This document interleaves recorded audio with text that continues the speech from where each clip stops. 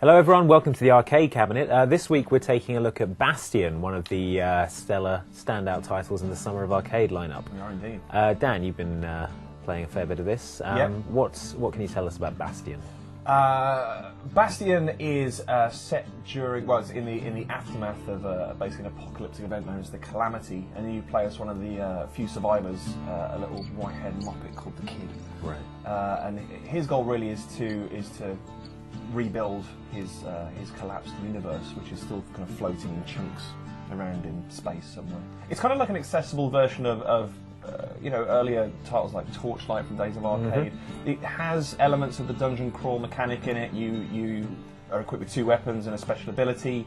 You can level up your character. You earn experience points from damaging enemies. Hit points appear on screen. So there's that kind of aspect to it, but it's done in a much more accessible, colourful, kind of fun style, even though the overall tone of the game is incredibly melancholic.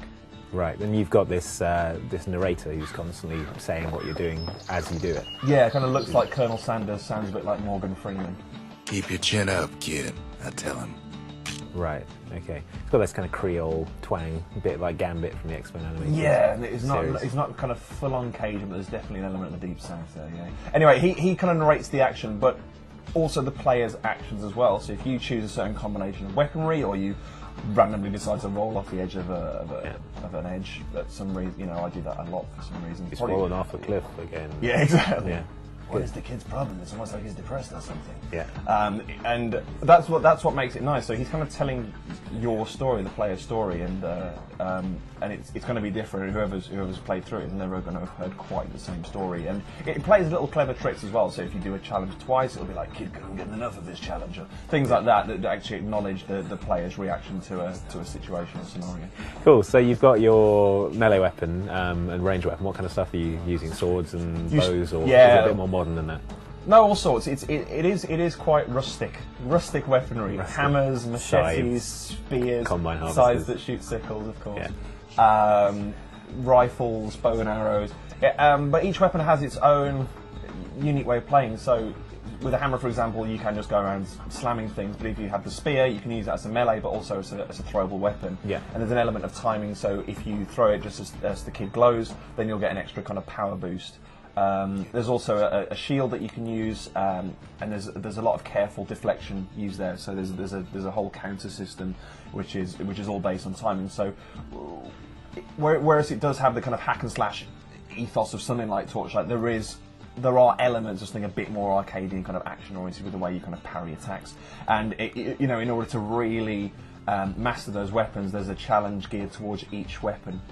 Which are incredibly tough and have kind of 3 levels of success, each of which rewards you with an increasingly potent item. Yeah. It's no more rewarding. Yeah, so how hard is the game? Are the enemies tough, or, big boss fights? Well, here's the best bit about Bastion. You can make the game as easy or as difficult as you want. That is good, isn't it? Yeah. And there's a risk-reward mechanic attached to that. So they're called old gods, and as you locate these statues, you can choose to pray to them or renounce them. The more old gods that you pray to, the greater your ultimate XP reward is.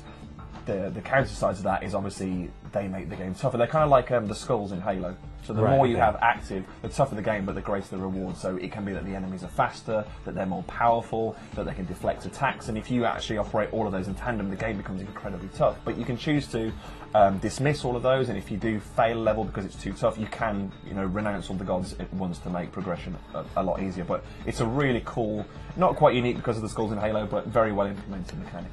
So this is a Dan Marr recommended that people should download this in their own homes. Yeah, and recommendations don't come much higher than that, do they? Yeah, it's a gold seal of quality.